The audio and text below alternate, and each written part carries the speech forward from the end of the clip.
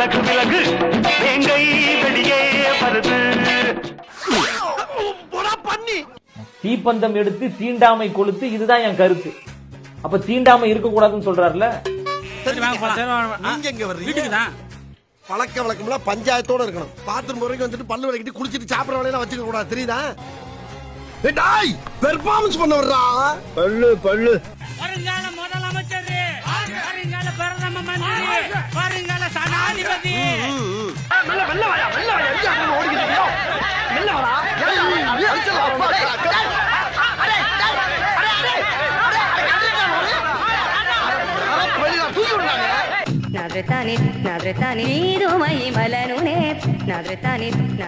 என்ன அது மார்கால் மார்கை வாங்கியிருக்காங்க?